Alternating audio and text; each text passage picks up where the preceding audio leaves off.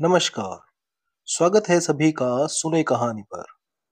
कहानी के पिछले भाग में हमने कहानी के एक और मुख्य पात्र डॉक्टर शुक्ला के बारे में जाना, जो कि सुधा के पिताजी हैं। साथ ही हमने चंदर और डॉक्टर शुक्ला का शादी के दृष्टिकोण को लेकर गहन वार्तालाप भी सुना। अब आगे। चंदर के जाने के जरा ही देर बाद पापा आए और खाने बैठे। सुधा ने रसोई की रेशमी धोती पहनी और पापा को पंखा झलने बैठ गई। सुधा अपने पापा की सिर चढ़ी दुलारी बेटियों में से थी और इतनी बड़ी हो जाने पर भी वह दुलार दिखाने से बाज नहीं आती थी। फिर आज तो उसने पापा की प्रिय नान खटाई अपने हाथ से बनाई थी। आज तो दुलार दिखाने का उसका हक था और भली बुरी हर तरह की जिद को मान लेना यह पापा की मजबूरी थी। मुश्किल से डॉक्टर साहब ने अभी 2 कोर खाए होंगे कि सुधा ने कहा, नान खटाई खाओ पापा। डॉक्टर शुक्ला ने एक नान खटाई तोड़कर खाते हुए कहा, बहुत अच्छी है। खाते खाते उन्होंने पूछा, सोमवार को कौन सा दिन है सुधा? सोमवार को कौन दिन है? सोमवार को मंडे है, सुधा ने हंसकर कहा। डॉक्टर शुक्ला भी अपनी भूल पर हंस पड़ी। अरे देख तो मैं कितना भुलक्कड़ हो गया। मेरा मतलब था कि सोमवार को कौन तारीख है? 11 तारीख है, सुधा बोली। पर क्यों? कुछ नहीं, 10 को कॉन्फ्रेंस है और 14 को तुम्हारी बुआ आ रही है। बुआ आ रही है और बिनती भी आएगी? हाँ, उसी को तो पहुंचाने आ रही है। विदुषी का केंद्र यहीं तो है। हाँ, अब तो बिनती 3 महीने यहीं रहेगी। पापा बिनती को यहीं बुला लो, मैं बहुत अकेली रहती हूँ। हाँ, अब तो जून तक यहीं रहेगी, फिर जुलाई में उसकी शादी होगी, डॉक्टर शुक्ला ने कहा। अरे अभी से? अभी उम्र ही क्या है, सुधा बोली। क्यों, तेरे बराबर ही तो है। अब तेरे लिए भी तेरी बुआ ने लिखा है। नहीं पापा, हम ब्याह नहीं करेंगे, सुधा ने मचल कर कहा। तब? बस हम तो पढ़ेंगे, एफए कर लेंगे, फिर बीए, फिर एमए, फिर रिसर्च, फिर बराबर पढ़ते ही जाएंगे। फिर एक दिन हम भी तुम्हारे बराबर हो जाएंगे। क्यों पापा? पागल नहीं तो? बातें तो सुनो इसकी। ला 2 नान खटाई और दे, शुक्ला हंसकर बोले। नहीं, पहले तो कबूल दो, तब हम नान खटाई देंगे। बताओ, ब्याह तो नहीं करोगे हमारा? सुधा ने 2 नान खटाइयां हाथ में उठाकर कहा। अरे ला रख। नहीं, पहले बता दो। अच्छा अच्छा, नहीं करेंगे। सुधा ने दोनों नान खटाइयां रखकर पंखा झलना शुरू किया। इतने में फिर नान खटाइयां खाते हुए डॉक्टर शुक्ला बोले, तेरी सास तुझे देखने आएगी तो यही नान खटाइयां तुमसे बनवा कर खिलाएंगे। फिर वही बात, सुधा ने पंखा पटक कर कहा। अभी तुम वादा कर चुके हो कि ब्याह नहीं करेंगे। हाँ हाँ, ब्याह नहीं करूंगा यह तो कह दिया मैंने, लेकिन तेरा ब्याह नहीं करूंगा यह मैंने कब कहा? हाँ, ये तो फिर झूठ बोल गए तुम, सुधा बोली। अच्छा ये, चलो ओहर, महाराजिन ने डांट कर कहा। इतनी बड़ी बिटिया हो गई, मारे दुलार के पर रानी जात है। महाराजिन पुरानी थी और सुधा को डांटने का उसका पूरा हक था, और सुधा भी उसका बहुत लिहाज करती थी। वह उठी और चुपचाप जाकर अपने कमरे में लेट गई। 12 बज रहे थे। वह लेटी लेटी कल रात की बात सोचने लगी। क्लास में क्या मजा आया था कल। गेसु कितनी अच्छी लड़की है। इस वक्त गेसु के यहाँ खाना पीना हो रहा होगा और फिर सब लोग मिलकर गाएंगे। कौन जाने, शायद दोपहर को कव्वाली भी हो। इन लोगों के यहाँ कव्वाली इतनी अच्छी होती है।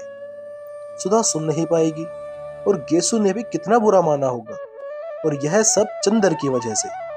चंदर हमेशा उसके आने जाने, उठने बैठने में कदर ब्योत करता रहता है। एक बार वह अपने मन से लड़कियों के साथ पिकनिक में चली गई। वहीं चंदर के बहुत से दोस्त भी थे। एक दोस्त ने जाकर चंदर से जाने क्या कह दिया कि चंदर उस पर बहुत बिगड़ा। और सुधा कितनी रोई थी उस दिन। ये चंदर बहुत खराब है। सच पूछो तो अगर कभी कभी वह सुधा का कहना मान लेता है तो उससे दुगना सुधा पर रोब जमाता है और सुधा को रुला रुला कर मार डालता है। और खुद अपने आप दुनिया भर में घूमेंगे। अपना काम होगा तो चलो सुधा अभी करो, फौरन करो। और सुधा का काम हो तो अरे भाई क्या करें, भूल गए। अब आज ही देखो, सुबह 8 बजे आए और अब देखो 2 बजे भी जनाब आते हैं या नहीं। और कह गए हैं 2 बजे तक के लिए, तो 2 बजे तक सुधा को चैन नहीं पड़ेगी, न नींद आएगी, न किसी काम में तबीयत लगेगी। लेकिन अब ऐसे काम कैसे चलेगा? इम्तिहान को कितने थोड़े दिन रह गए हैं और सुधा की तबीयत सिवा पोएट्री के कुछ और पढ़ने में लगती नहीं। कब से वह चंदर से कह रही है थोड़ा सा इकोनॉमिक्स पढ़ा दो, लेकिन ऐसा स्वार्थी है कि बस चाय पी ली, नान खटाई खा ली, रुला लिया और फिर अपने मस्त साइकिल पर घूम रहे हैं।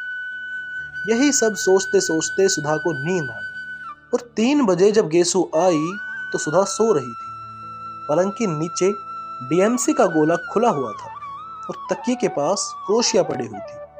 सुधा थी बड़ी प्यारी, बड़ी खूबसूरत, और खास तौर से उसकी पलकें तो अपराजिता के फूलों को मात करती थी और थी इतनी गोरी गुदकारी कि कहीं पर दबा दो तो फूल खिल जाए। मूंगिया होठों पर जाने कैसा अछूता गुलाब मुस्कुराता था और बाहें तो जैसे बेले की पंखुड़ियों की बनी हो। येसु आई, उसके हाथ में मिठाई थी जो उसकी माँ ने सुधा के लिए भेजी थी। वह पल भर खड़ी रही और फिर उसने मेज पर मिठाई रख दी और क्रोशिया से सुधा की गर्दन गुदगुदाने लगी। सुधा ने करवट बदल ली। गेसु ने नीचे पड़ा हुआ डोरा उठाया और आहिस्ते से उसका चुटीला डोरे के एक छोरे से बांधकर दूसरा छोर मेज के पाए से बांध दिया और उसके बाद बोली, सुधा उठो सुधा। सुधा चौंक कर उठ गई और आंखें मलते मलते बोली, अब 2 बजे हैं, लाए उन्हें या नहीं? ओहो, उन्हें लाए या नहीं? अरे किसे बुलाया था रानी 2 बजे? जरा हमें भी तो मालूम हो। गेसु ने बाह में चुटकी काटते हुए बोला। ओफो, सुधा बाह झटक कर बोली, मार डाला बेदर्द कहीं की। ये सब अपने उन्हीं अख्तर मियाँ को दिखाया कर। और जो ही सुधा ने सिर ढकने के लिए पल्ला उठाया तो देखा कि चोटी डोर से बंधी हुई है। इसके पहले कि सुधा कुछ कहे गेसु बोली, क्या सनम, जरा पढ़ाई तो देखो। मैंने तो सुना था कि नींद न आए इसके लिए लड़के अपनी चोटी खूंटी में बांध लेते हैं, पर यह नहीं मालूम था कि लड़कियां भी अब यही करने लगी हैं। सुधा ने चोटी से डोर खोलते हुए कहा, मैं ही सताने को रह गई हूँ? अख्तर मियाँ की चोटी बांध कर नचाना उन्हें? अभी से बेताब हुई क्यों जाती है? अरे रानी, उनके चोटी कहाँ है? मियाँ है मियाँ। चोटी न सही, दाढ़ी सही। दाढ़ी खुदा खैर करे, मगर वो दाढ़ी रख ले तो मैं उनसे मोहब्बत तोड़ लूं। सुधा हंसने लगी। ले, अम्मी ने तेरे लिए मिठाई भेजी है, तू आई क्यों नहीं? क्या बताऊं बताऊं बताऊं, कुछ नहीं। अब कब आएगी तू? गेसु सुनो, इस मंगल नहीं नहीं बृहस्पति को बुआ आ रही है, वो चली जाएगी तब आऊंगी मैं। अच्छा, अब मैं चलूं, अभी कामिनी और प्रभा के यहाँ मिठाई पहुंचानी है।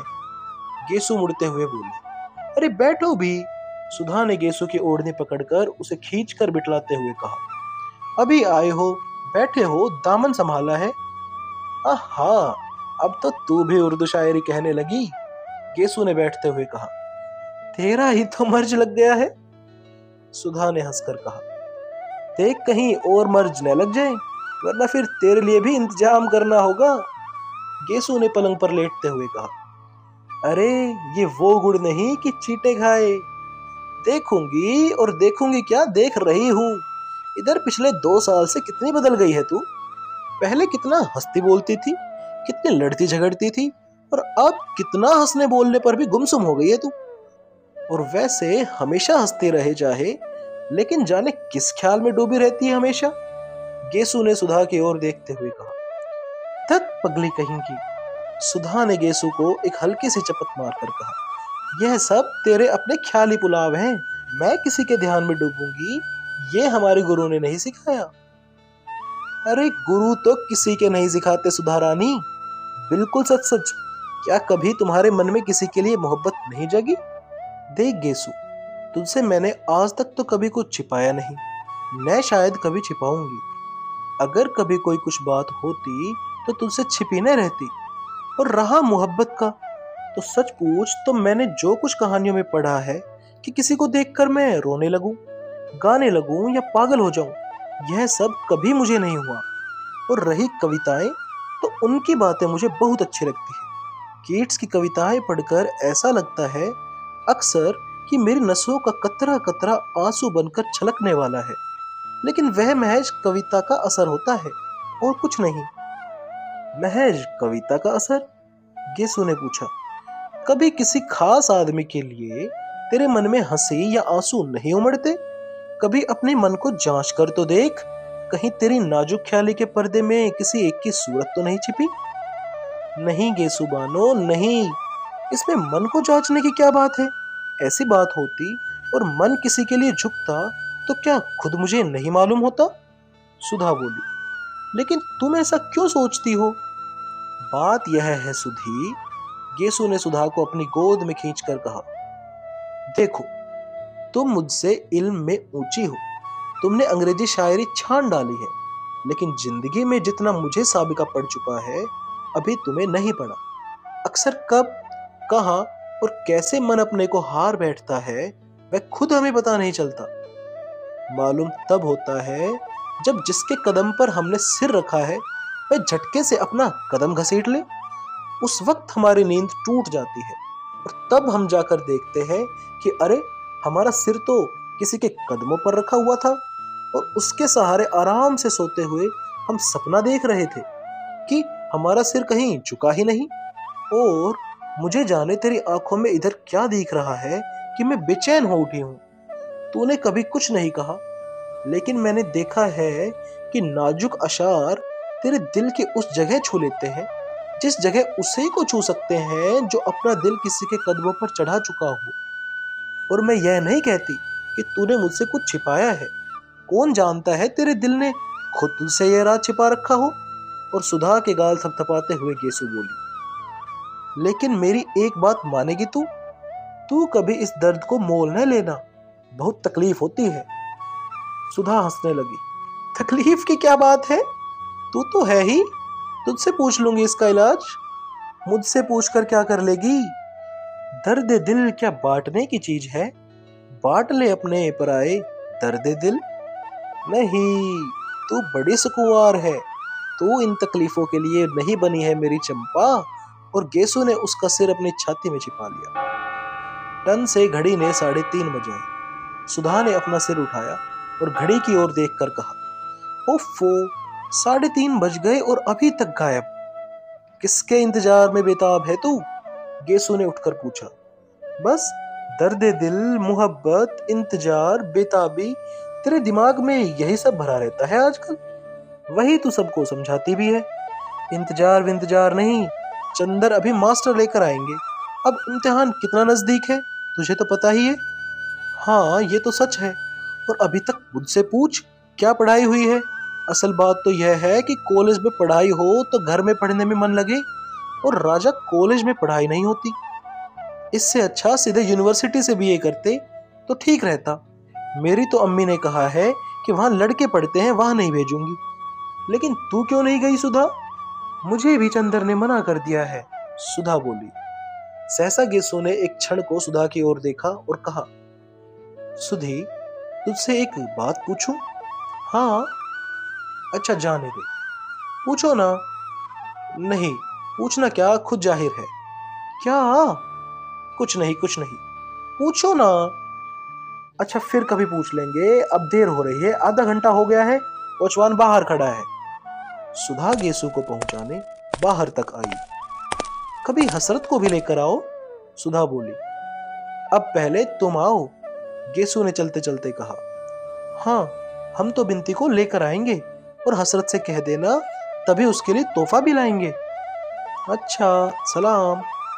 और गेसु की गाड़ी मुश्किल से फाटक के बाहर गई होगी कि साइकिल पर चंदर आते हुए दिख पड़ा। सुधा ने बहुत गौर से देखा कि उसके साथ कौन है, मगर वह अकेला था। सुधा सचमुच झल्ला गई। आखिर लापरवाही की भी तो हद होती है। चंदर को दुनिया भर के सारे काम याद रहते हैं, एक सुधा से जाने क्या खार खाए बैठा है कि सुधा का काम नहीं करेगा। इस बात पर कभी कभी सुधा दुखी हो जाती है। और घर में किससे वह कहे काम के लिए? खुद कभी बाजार नहीं जाती। नतीजा यह होता है कि वह छोटी से छोटी चीज के लिए मोहताज होकर बैठ जाती है। और काम नौकरों से करवा भी ले, पर अब मास्टर तो नौकरों से नहीं ढूंढवाया जा सकता। ऊन तो नौकर नहीं पसंद कर सकता, किताबें तो नौकर नहीं ला सकता ना, और चंदर का यह हाल है। इस बात पर कभी कभी उसे रुलाई आ जाती है। चंदर ने आकर बरामदे में साइकिल रखी और सुधा का चेहरा देखते ही वह समझ गया। अरे काहे मुंह बना रखा है, 5 बजे मास्टर साहब आएंगे तुम्हारे, अभी उन्हीं के यहाँ से तो आ रहा हूँ। बिसरिया को जानती हो, वही आएंगे। और उसके बाद चंदर सीधा स्टडी रूम में पहुंचा। वहां जाकर देखा तो आराम कुर्सी पर बैठे ही बैठे डॉक्टर शुक्ला सो रहे हैं। अतः उसने अपना चार्ट और पेन उठाया और ड्राइंग रूम में आकर चुपचाप काम करने लगा। बड़ा गंभीर था वह। जब इंक घोलने के लिए उसने सुधा से पानी नहीं मांगा और खुद गिलास लाकर आंगन से पानी लेने लगा, तब सुधा समझ गई कि आज दिमाग कुछ बिगड़ा है। वह एकदम तड़प उठी। क्या करे वह? वैसे चाहे वह चंदर से कितना ही ढीठ क्यों न हो, पर चंदर गुस्सा रहता तब सुधा की रूह कांप उठती थी। उसकी हिम्मत नहीं पड़ती थी कि वह कुछ भी कहे, लेकिन अंदर ही अंदर वह इतना परेशान हो उठती कि बस। कई बार वह किसी न किसी बहाने से ड्राइंग रूम में आई, कभी गुलदस्ता बदलने, कभी मेजपोश बदलने, कभी अलमारी में कुछ रखने, कभी अलमारी में से कुछ निकालने, लेकिन चंदर अपने चार्ट में निगाह गड़ाए रहा। उसने सुधा की ओर देखा तक नहीं। सुधा की आंखों में आंसू छलक आए और वह चुपचाप अपने कमरे में चली गई और लेट गई। थोड़ी देर वहीं पड़ी रही। पता नहीं क्यों वह फूट फूट कर रो पड़ी। खूब रोई, खूब रोई और फिर मुंह धोकर आकर पढ़ने की कोशिश करने लगी। जब हर अक्षर में उसे चंदर का उदास चेहरा नजर आने लगा, तो उसने किताब बंद करके रख दी और ड्राइंग रूम में चली गई। चंदर ने चार्ट बनाना भी बंद कर दिया था और कुर्सी पर सिर टेक के छत की ओर देखता हुआ जाने क्या सोच रहा था। वह जाकर सामने बैठ गई तो चंदर ने चौंक कर सिर उठाया और फिर चार्ट को सामने खिसका लिया। सुधा ने बड़ी हिम्मत करके कहा, चंदर। क्या?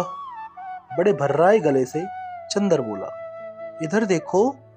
सुधा ने बहुत दुलार से कहा। क्या है? चंदर ने उधर देखते हुए कहा। अरे सुधा, तुम रो क्यों रही हो? हमारी बात पर नाराज हो गई तुम?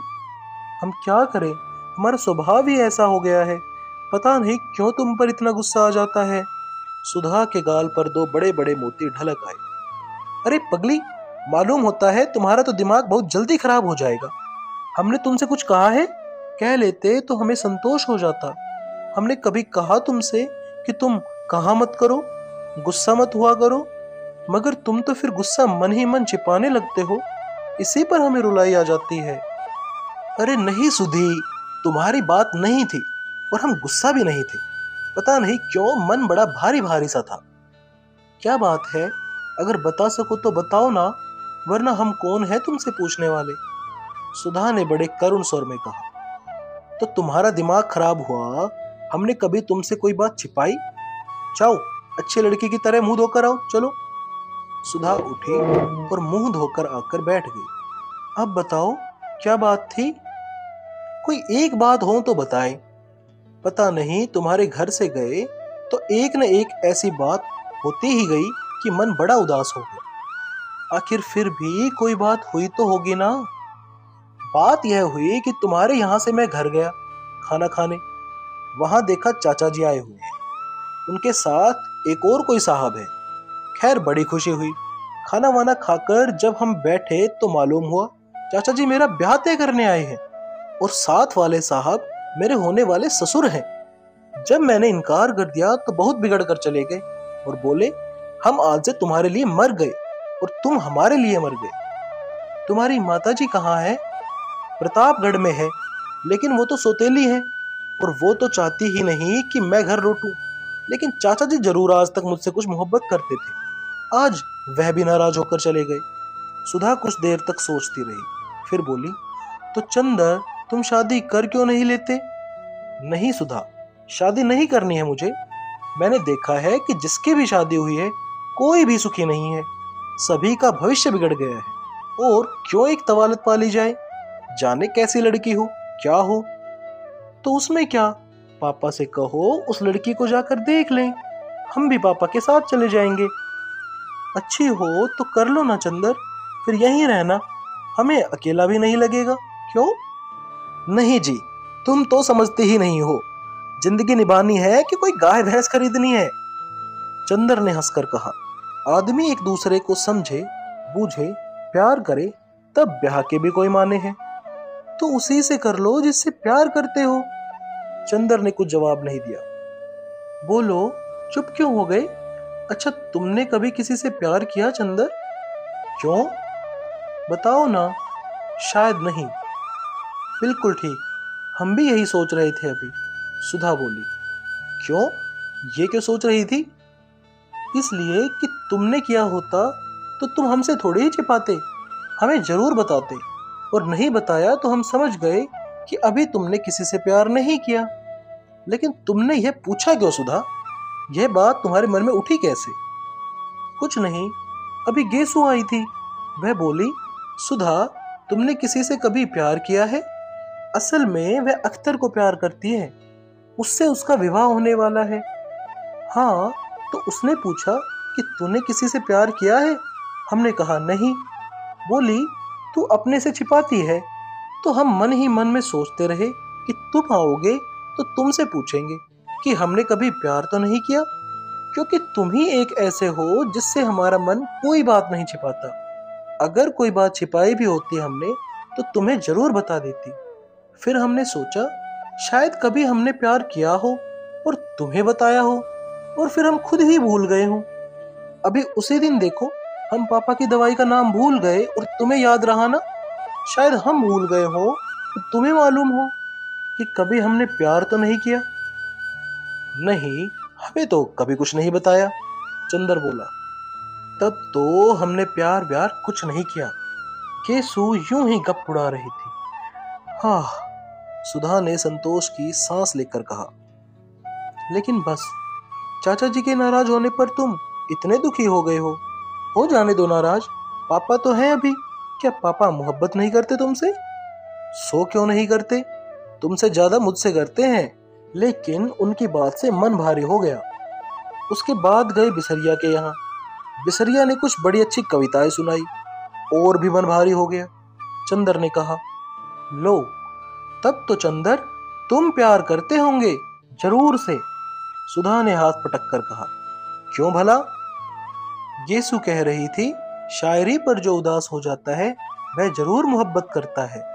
सुधा ने कहा, अरे, ये पोर्टिको में कौन है? चंदर ने देखा। लो, बिसरिया आ गया। चंदर उसे बुलाने उठा तो सुधा ने कहा, अभी बाहर बिठलाना उन्हें, मैं तब तक कमरा ठीक कर लूं। बिसरिया को बाहर बिठाकर चंदर भीतर आया, अपना चार्ट वगैरह समेटने के लिए। तो सुधा ने कहा, सुनो। चंदर रुक गया। सुधा ने पास आकर कहा, तो अब तो उदास नहीं होना तुम? नहीं चाहते तो मत करो शादी, इसमें उदास क्या होना? और कविता वविता पर मुंह बनाकर बैठे तो अच्छी बात नहीं होगी। अच्छा बाबा, चंदर ने कहा। अच्छा वच्छा नहीं, बताओ, तुम्हें मेरी कसम है, उदास मत हुआ करो, फिर हमसे कोई काम नहीं होता। अच्छा जी, उदास नहीं होंगे पगली।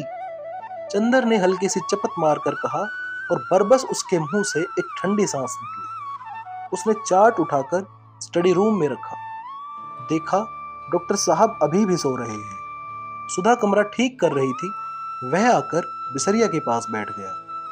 थोड़ी देर में कमरा ठीक करके सुधा आकर कमरे के दरवाजे पर खड़ी हो गई। चंदर ने पूछा, क्यों, सब ठीक है?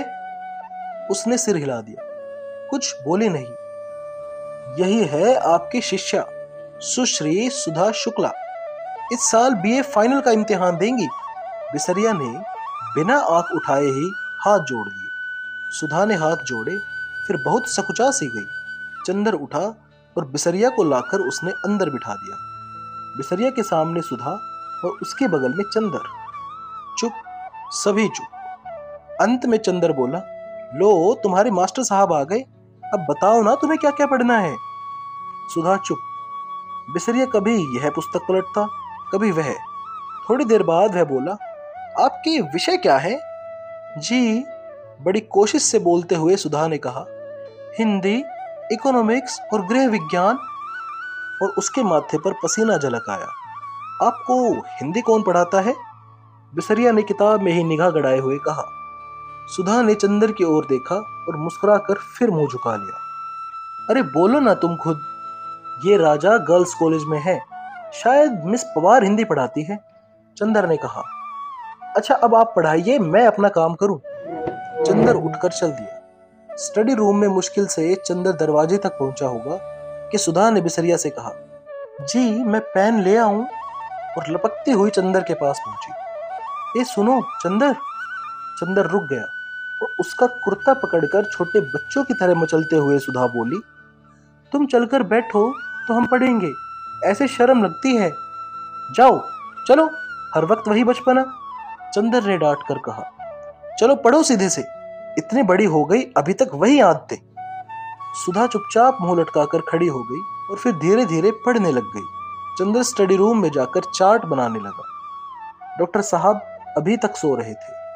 एक मक्खी उड़कर उनके गले पर बैठ गई और उन्होंने बाएं हाथ से मक्खी मारते हुए नींद में कहा, मैं इस मामले में सरकार की नीति का विरोध करता हूं। चंदर ने चौंक कर पीछे देखा। डॉक्टर साहब जग गए थे और जम्हाई ले रहे थे। जी आपने मुझसे कुछ कहा? चंदर ने पूछा। अरे नहीं, क्या मैंने कुछ कहा था? ओह, मैं सपना देख रहा था। कै बज गए? 5:30। अरे बिल्कुल शाम हो गई, डॉक्टर साहब ने बाहर देखकर कहा। अब रहने दो कपूर, आज काफी काम किया है तुमने। चाय मंगवाओ। सुधा कहाँ है? पढ़ रही है, आज से उनके मास्टर साहब आने लगे हैं। अच्छा अच्छा, जाओ उन्हें भी बुला लाओ और चाय भी मंगवा लो। उसे भी बुला लो, सुधा को। चंदर जब ड्राइंग रूम में पहुंचा तो देखा कि सुधा किताबें समेट रही है और बिसरिया जा चुका है। उसने सुधा से कहना चाहा, लेकिन सुधा का मुंह देखते ही उसने अनुमान किया कि सुधा लड़ने के मूड में है। अतः वह स्वयं ही जाकर महाराजन से कह आया कि 3 प्याला चाय पढ़ने के कमरे में भेज दो। जब वह लौटने लगा तो खुद सुधा ही उसके रास्ते में खड़ी हो गई और धमकी के स्वर में बोली, अगर कल से साथ नहीं बैठोगे तुम तो हम नहीं पढ़ेंगे। हम साथ नहीं बैठ सकते, चाहे तुम पढ़ो या ना पढ़ो, चंदर ने ठंडे स्वर में कहा और आगे बढ़ा। तो फिर हम नहीं पढ़ेंगे, सुधा ने जोर से कहा। क्या बात है, क्यों लड़ रहे हो तुम लोग? डॉक्टर शुक्ला अपने कमरे में से बोले। चंदर कमरे में जाकर बोला, कुछ नहीं, यह कह रही है कि। पहले हम कहेंगे, बात काटकर सुधा बोली। पापा, हमने इनसे कहा है कि तुम पढ़ाते वक्त बैठा करो, हमें बहुत शर्म लगती है। ये कहते हैं कि पढ़ो चाहे न पढ़ो, हम नहीं बैठेंगे। अरे अच्छा अच्छा, जाओ चाय लाओ। जब सुधा चाय लाने लगी तो डॉक्टर साहब बोले, कोई विश्वास पात्र लड़का है? अपने घर की लड़की समझकर सुधा को सौंपना पढ़ने के लिए। सुधा अब बच्चे नहीं है। हाँ हाँ, अरे यह भी कोई कहने की बात है? हाँ, वैसे अभी तक सुधा तुम्हारी ही निगहबानी में रही है। तुम खुद ही अपनी जिम्मेवारी समझते हो। लड़का हिंदी में एमए है। हाँ, एमए कर रहा है। अच्छा है अच्छा है, अब तो बिनती आ रही है, उसे भी पढ़ा देगा। सुधा चाय लेकर आ गई थी। पापा, तुम लखनऊ कब जाओगे? शुक्रवार को। क्यों? और ये भी जाएंगे? हाँ। और हम अकेले रहेंगे? क्यों? महाराजिन यहीं सोएगी और अगले सोमवार को हम लौट ही आएंगे, डॉक्टर शुक्ला ने चाय का प्याला मुंह से लगाते हुए कहा। तो आगे की कहानी के लिए बने रहिए हमारे चैनल सुने कहानी पर और कमेंट्स कीजिए उन किताबों और कहानियों के नाम जो हमसे यहाँ पर आप सुनना चाहते हैं। मिलते हैं अगले वीडियो में।